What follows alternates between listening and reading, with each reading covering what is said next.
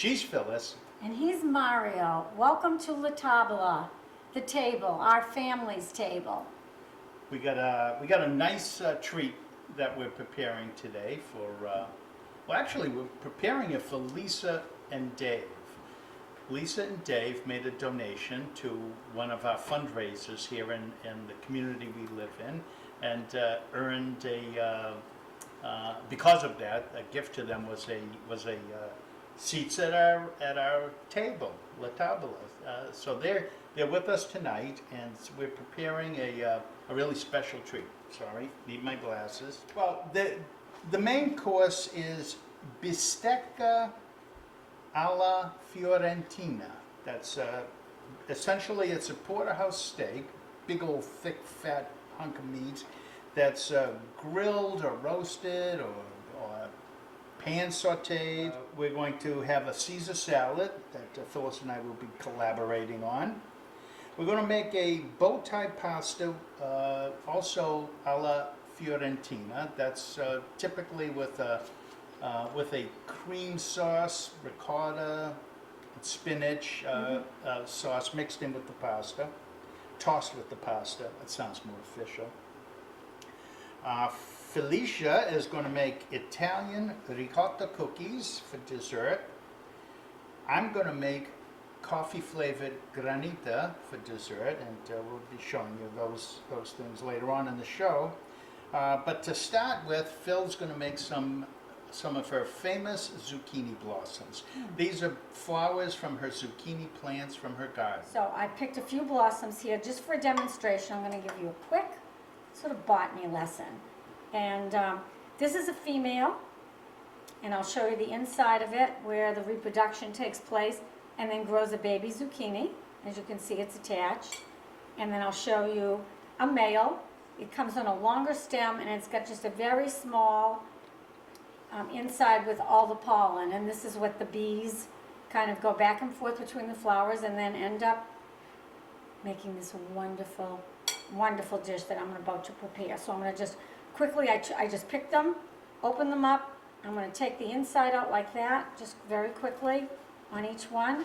Make sure there are no bees. You have to be a little bit brave to go out there in the garden and make sure that the bees aren't in the same flower that you want to get at and pick. And then I'm just going to prepare very quickly for you a little batter. And I'm making a small amount. It's just Bisquick I use now, or you can use just plain flour, a little salt. But the Bisquick works great for me. I'm going to put an egg in. And, okay, thank you. A little grated cheese. Doesn't need it, but I sometimes just like to add it as an extra treat. Anyway, this is a little bit of milk. I'd say maybe, what, quarter cup with a little bit of water. And, you know, I don't really do a lot of measuring. It's kind of when you're making pancake batter. Just put enough liquid in and egg to make a very loose batter, not maybe as thick as you would make for pancakes, because you don't want it to just be too doughy and have too much batter on it. It kind of loses the flavor of the delicateness of the zucchini. So something like that, you can see it's just kind of, and if you think it's too thick, and sometimes it does thicken up if you've got a big batch to make, you can just add a little more liquid. I'm just going to add a tad more to it. And I've got to just put this on. It's going to be, I'm going to add a little olive oil to the pan, maybe a tablespoon or two, just to coat the bottom. So while that's heating up, I'm going to just put these in the bowl and just quickly cover them with batter. There's no just special step to it. I'm just going to take it by the stem because that's sort of the easiest way to work with it. I'm going to lay them in gently into the pan.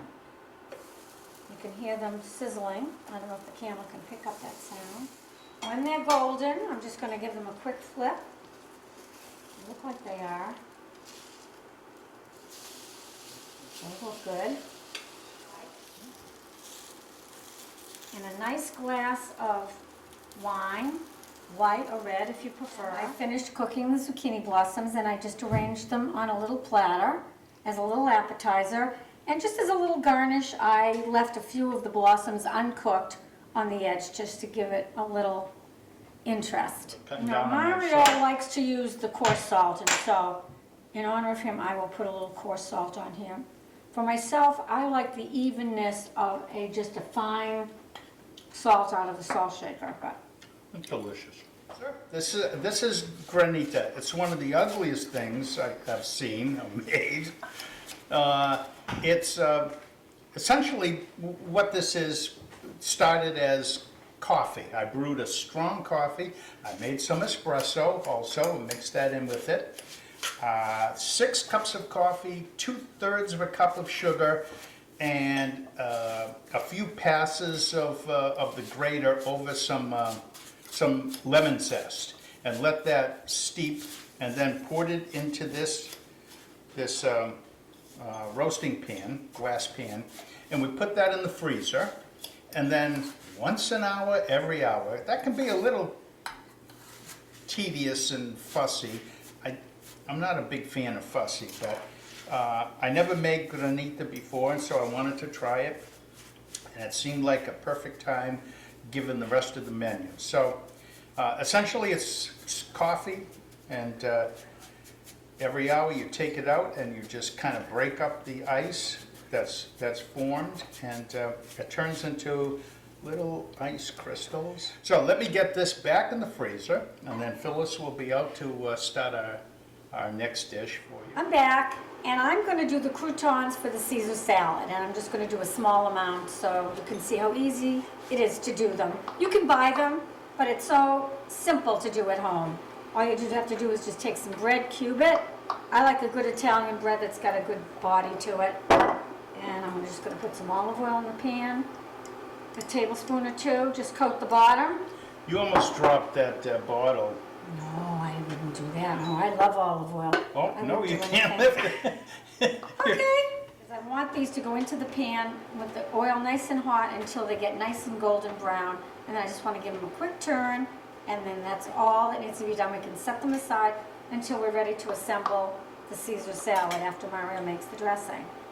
And that seems Yep. to be about right, so. All right, oh yeah, it's nice and sizzling, and that's what you want.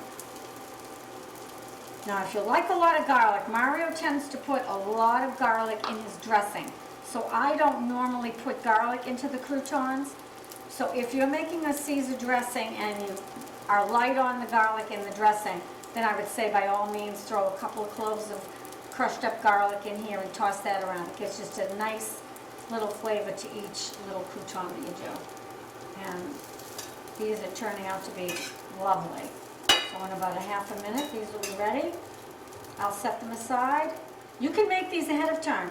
You know, when you're having a dinner party or some friends over for a lunch or whatever, there's so many things in a meal when you're preparing it that you can do ahead of time so that you don't have to be frantic thinking, oh my God, I've got to get all this done and all at the same time. How is that going to happen? But if you look at your menu and what you're planning to do, and you can break it down a little bit, I think it's going to save you a lot of hassles, and when people walk in, you're going to be smiling and look all happy and relaxed, and they're going to think you're a genius.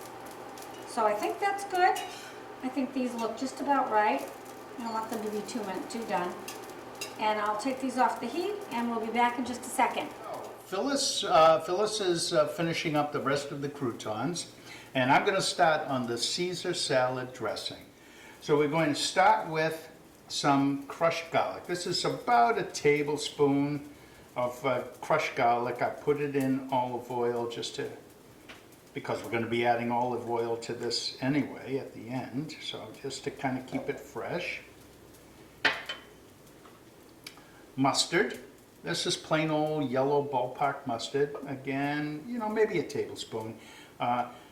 Mustard helps to emulsify the dressing. That is, to bring it all together and to make the molecules, you know, this is the science of cooking, to make the molecules of the different ingredients bind together and stay, and not break apart and separate. You know, when you do an oil and vinegar dressing, you get, you get the separation with the oil floating on top of the vinegar. This, we're going to try not to have that. It's going to be a very creamy, hopefully a very creamy thing.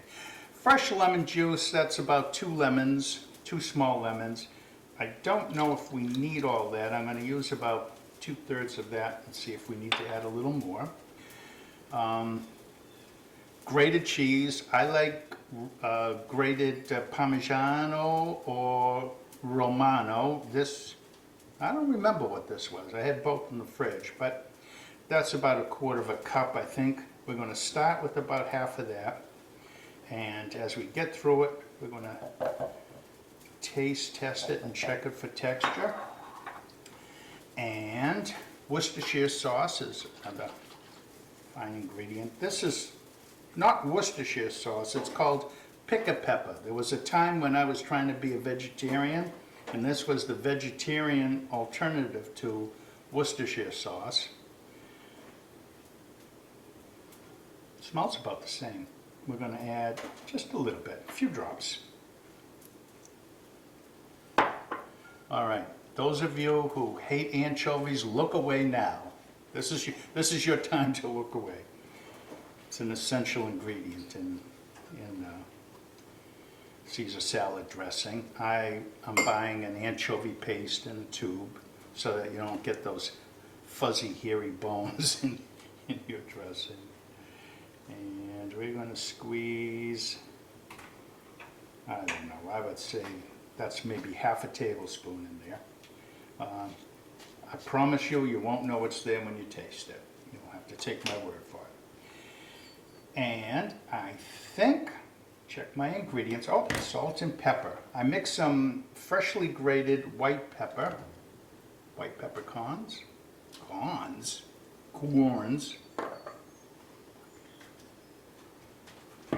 and some sea salt.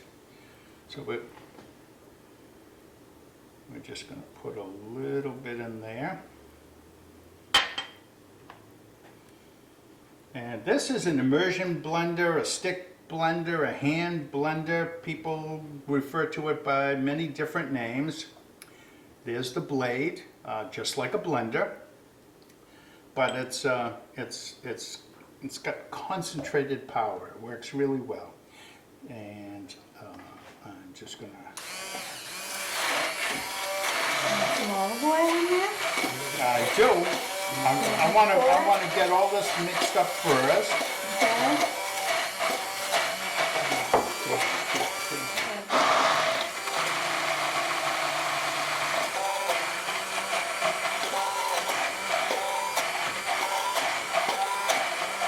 You let me know when All I right, start. time out. You know Okay. what? What? I forgot the egg. We used to use raw eggs in this. I'm a little nervous about using raw eggs in an uncooked salad dressing, so I've switched to egg beaters. You know, it works. It's pasteurized. You avoid the salmonella. It's not perfect, but it's not as good as a real egg. You can buy In this dish. pasteurized eggs in this grocery store now. Does that mean Well, that they don't have they are salmonella? available. I haven't seen them in a grocery store here. So Oh. about 1/4 cup equals 1 egg. That's probably about right. Oh my God! Good job. That's good.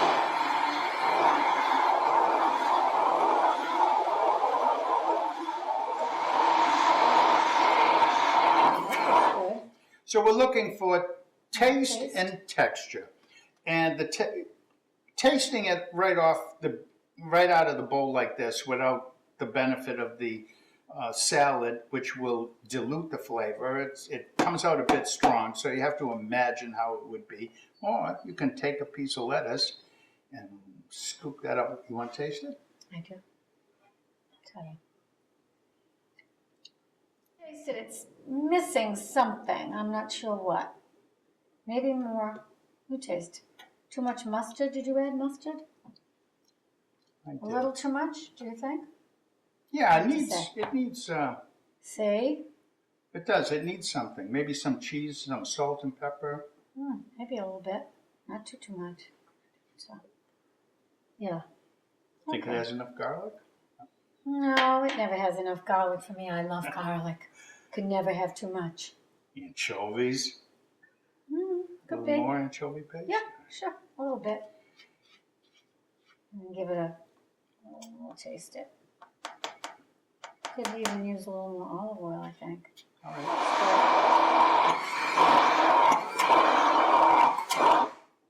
I think that's good. The color looks good. Let me try again. Different finger. That one was in your This mouth. one, what? Are they clean? I'll try the pink. All right.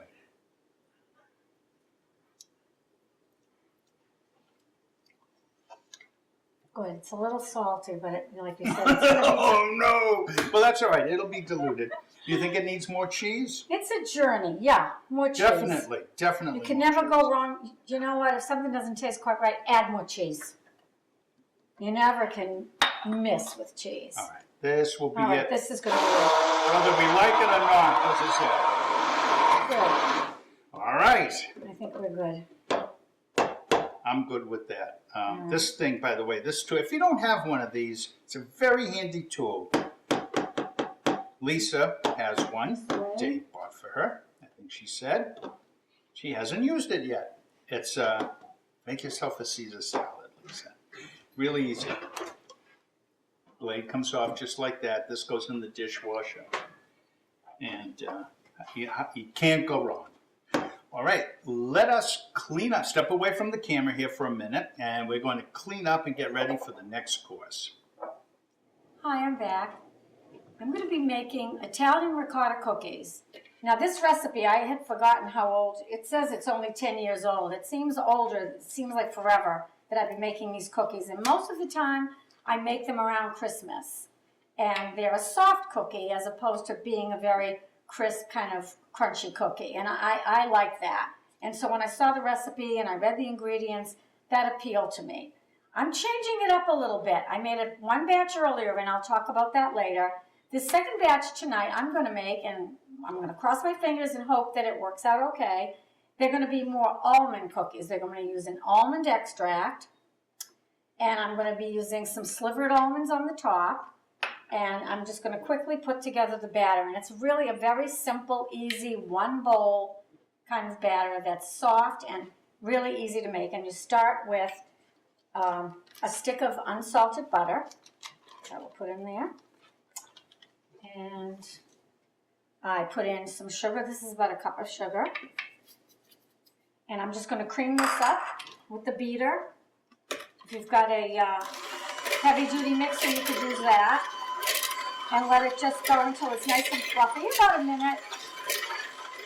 Doesn't take very long. You'll know what it looks like.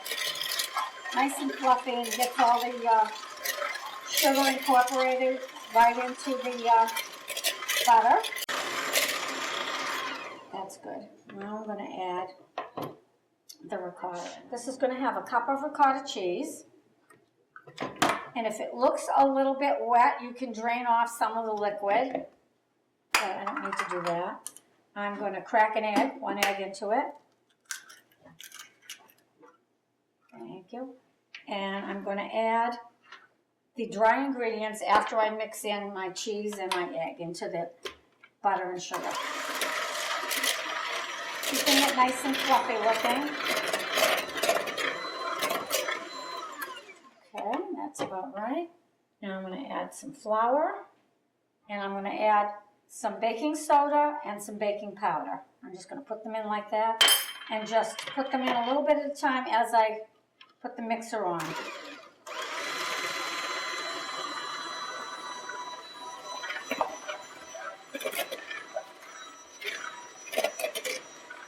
And you'll see that the dough, you couldn't do this with a stiffer cookie dough because the beaters just wouldn't be able to take it, but because it's so wet, it's very easy to do that.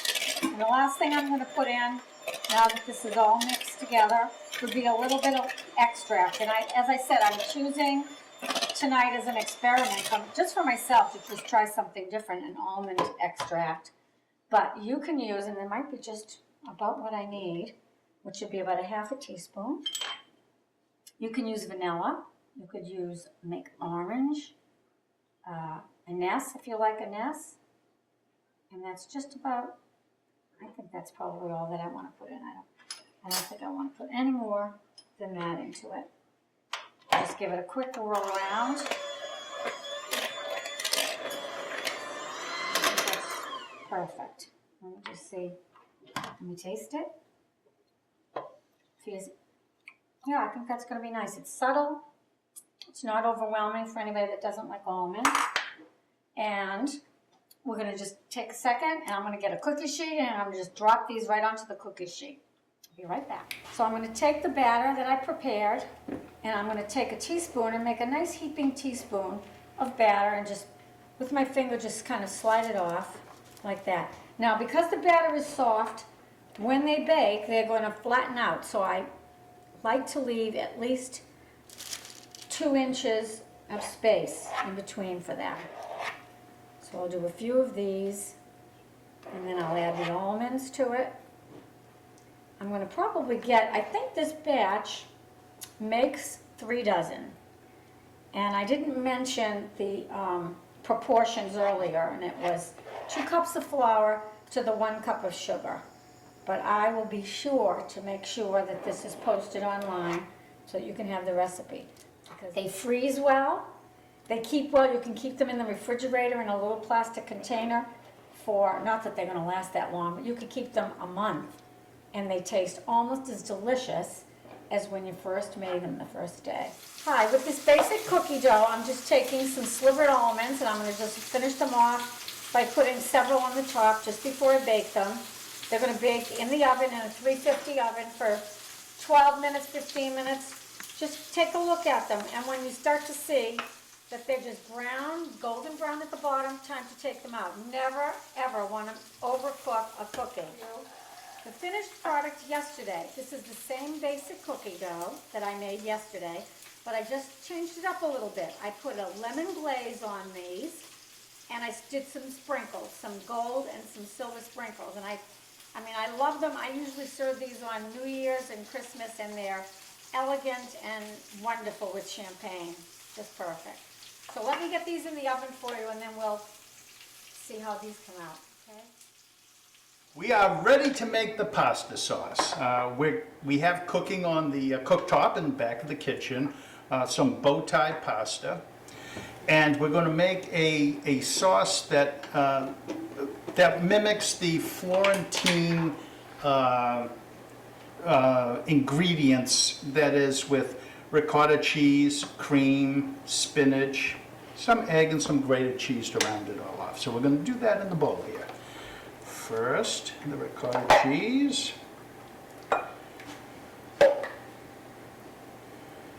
Then the egg. This is 1 egg, 1 large egg. I beat it a little bit, but not a big deal. This is not a fussy recipe. Grated cheese. This happens to be imported Pecorino Romano. When I buy this stuff, I like it better if it's the imported stuff, but some applications, the domestic cheeses, grated cheeses can work if they're going to be cooked. And certainly this, well, no, actually this one is not going to be cooked. We started off thinking we were going to bake this in a casserole, sort of our take on the dish, but realized it just wasn't going to work for the camera. So we're cooking the pasta, and then we're going to mix it with this and serve it like a fresh sauce. Chopped spinach. Sorry, not chopped, leaf spinach. I cheated, I confess. I bought it at the supermarket in the freezer section. And if you're watching, I'm sorry. Promise next time I'm going to buy your spinach and do it up right. Just this was an ambitious show. We wanted to show off for our special guest here, Lisa and Dave. So I got ambitious. I did too many things. Now we're checking the texture. Kind of thick. Going to need something to lighten it up a bit so that when we toss it with the hot cooked pasta, it's going to coat that pasta and be absorbed a bit into it. How's that look to you? Good? I'm going to make it a little thinner.